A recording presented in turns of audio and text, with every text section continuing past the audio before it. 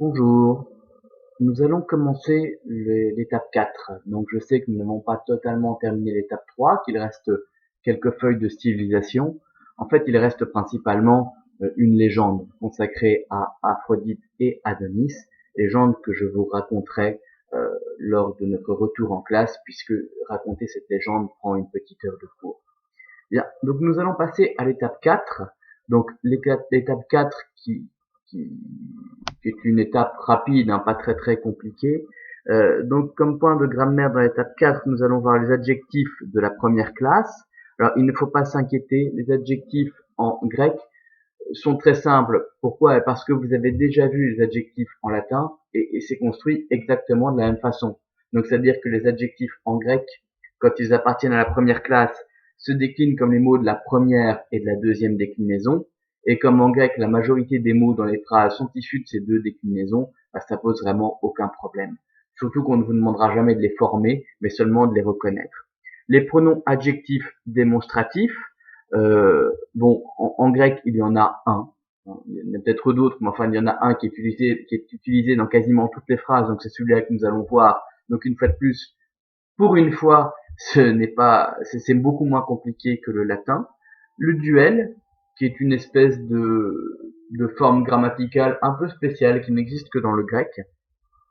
La subordonnée de cause introduite par oti. Alors, oti en grec veut dire parce que, mais ça n'introduit rien de particulier. C'est-à-dire que après le parce que, vous continuez votre phrase comme si de rien n'était, en utilisant le même mode et le même temps que dans ce qui précédait dans la phrase. Donc, ça n'a vraiment aucune importance. C'est un petit mot qui va structurer vos phrases.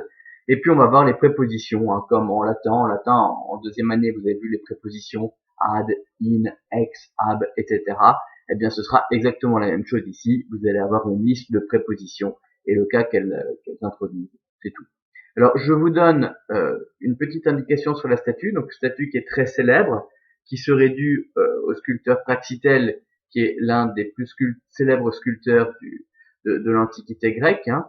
Donc, cette sculpture devenue encore plus célèbre très récemment, je vous expliquerai pourquoi en classe, donc représente Apollon lorsqu'il était encore tout jeune homme. Donc là, il a un peu moins de votre âge, donc il doit avoir 14 ou 15 ans.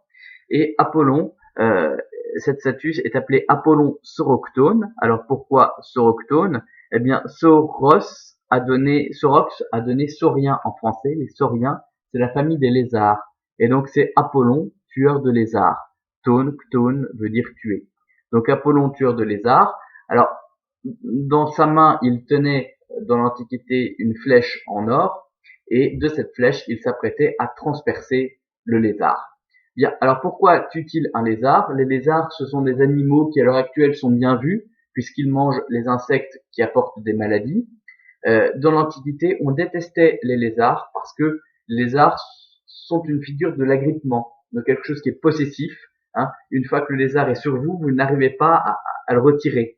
Déjà, vous avez du mal à l'attraper, puis une fois qu'il est accroché, vous n'arrivez pas à le retirer parce qu'il y a des espèces de ventouses ou de griffes, je ne sais pas trop.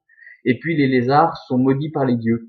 Donc, c'est un être humain qui s'est moqué d'un dieu, d'après la légende, et qui a ensuite été transformé en lézard. Du coup, les gens détestaient les lézards parce qu'ils représentent l'offense contre les dieux. Alors, pourquoi Apollon plus particulièrement tue-t-il un lézard? D'après la mythologie, sa mère, la titanide Leto, a été pourchassée par un horrible serpent, le serpent Python, donc un python, qui avait été envoyé par la déesse Héra pour se venger de Leto parce que elle était tombée enceinte de Zeus. Et Apollon avait juré, en naissant, qu'il tuerait Python. Le problème, c'est qu'il devait pour cela s'exercer à tuer des reptiles et des sauriens. Et donc, durant toute son enfance et son adolescence, s'est exercé en tuant tous les reptiles et les sauriens qu'il a rencontrés.